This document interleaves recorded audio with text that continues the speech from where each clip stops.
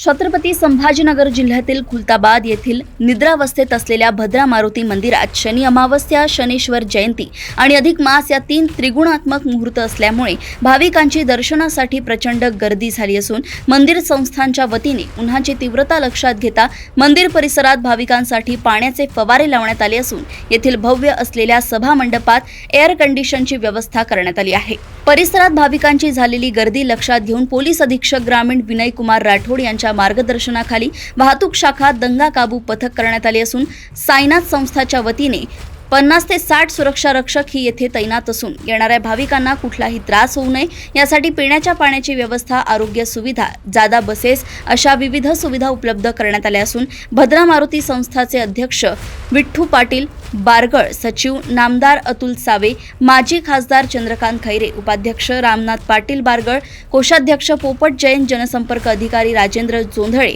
व संस्थांचे विश्वस्त विशेष परिश्रम घेत आहेत। श्री भद्रा मारुती संस्थान सालाबादप्रमाणे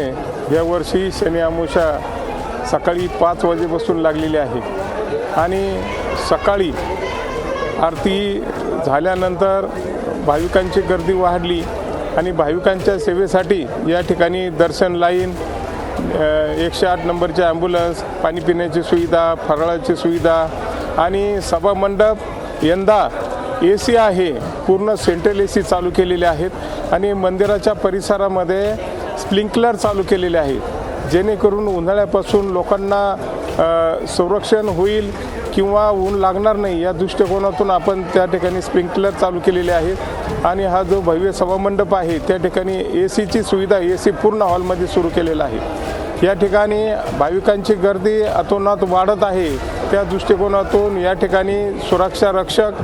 पोलीस दल, होमगार्ड्स यांची सुरक्षा या ठिकाणी अतिशय कडक बंदोबस्तामध्ये भाविकांना व्यवस्थित गायडन्स करून या ठिकाणी व्यवस्था चालू आहे। मंदिर व्यवस्थापन आणि विश्वस्त मंडळाने अतिशय चांगल्या पद्धतीने शनी अमावस्येची तयारी या ठिकाणी केलेली आहे। निमित्त असं आहे, शनी अमावस्या आहे, अधिक मास आहे, धोंड्याचा महिना चालू झालेला आहे, सुट्ट्या आहे, त्यानिमित्त लोकांची ह्या उन्हामध्ये सुद्धा भद्रा मारुतीवर इतकी नितांत भक्ती आहे, उन्हामध्ये सुद्धा भाविक या ठिकाणी लाईन लावून उभे आहेत आणि मंदिर परिसरात अतिशय चांगल्या प्रकारच्या सुविधा मंदिर व्यवस्थापनाने केलेल्या आहेत।